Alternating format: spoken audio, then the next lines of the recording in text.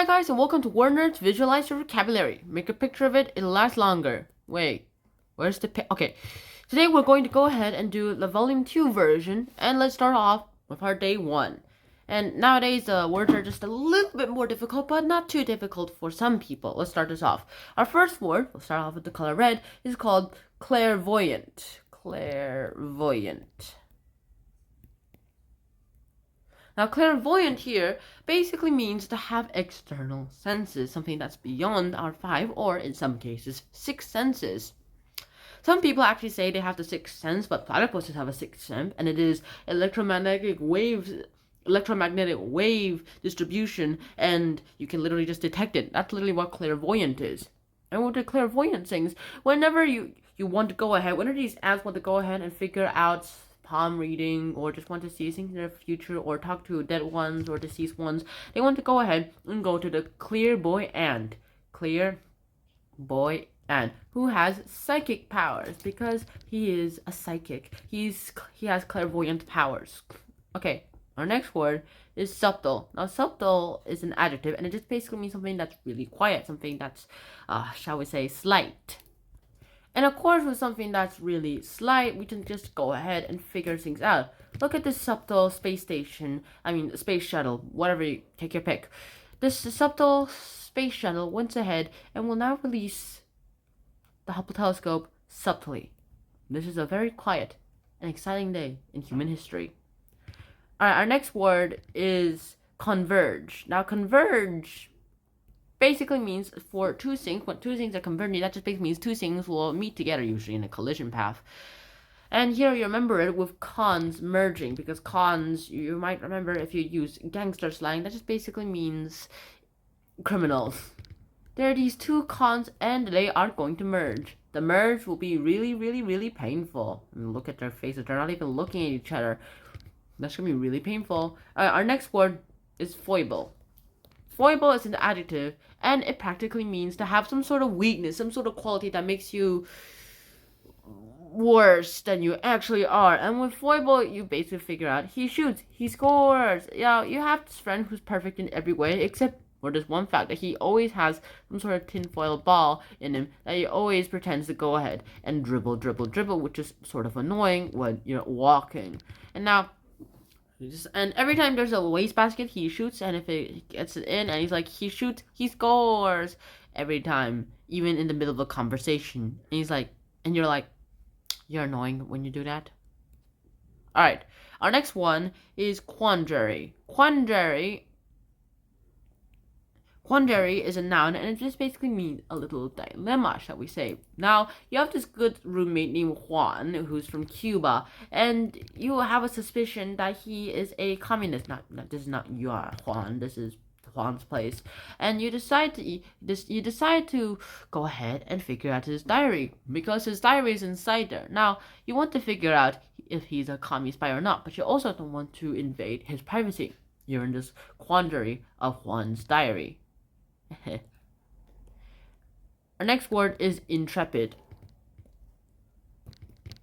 Intrepid is insipid. Insipid is an adjective, and that just practically means to go ahead and do something in a very non-interesting way, shall we say it? Something that's very uninteresting and very bland, something that's very much not exciting. Now, there's this big ant who just decides to go ahead and drink some sort of tasteless, colorless, and not very refreshing juice. It's warm and it's lucid. And the ant is not drinking it with enthusiasm. And he's like, meh. That's a very insipid and sipping a juice. Alright, our next word is meticulous. Now, meticulous is practically a synonym to being very fussy, because when you're very meticulous, that basically means you're obsessing over something. Like this tick, Matt, the tick is useless. At least that's how you remember it, because, well, he can't even be a proper tick. He really hates dog fur, so every time he tries to drink a dog's, blood, he goes ahead, shaves some of the fur off, and then goes ahead and sanitizes the area, sanitizes until he realizes there are no more germs, and he goes ahead and tries to suck the blood. Before he ingests it, though, he goes ahead, spits it out into a little cup, and then, well, you can think of whatever procedure he does to decontaminate it, and then he drinks it before he gets cleaned off. Alright, next word is congregate. Congregate is a verb, and it just basically means to go ahead and convene towards something, to go ahead and participate in something. Now you are Greg, and you are friends with King Kong, the king of the apes. And then you guys always, every Sunday, you guys go ahead to the gate party, because you always go to the gate and you always go ahead and create some BBQ. You might say that the Kong, the Greg are always at the gate, congregating. That makes sense. Alright, second to last word is tenacious. Tenacious is an adjective, and it means to be very determined. When you're a very tenacious person, that just basically means you're very determined. You are determined to do something, like in this case, trying to climb Mount Everest, or some sort of high mountain that you could probably try.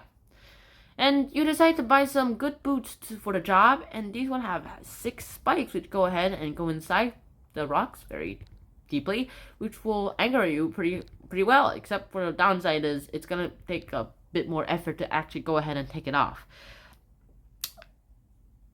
You're persistent. You're a persistent, tenacious person.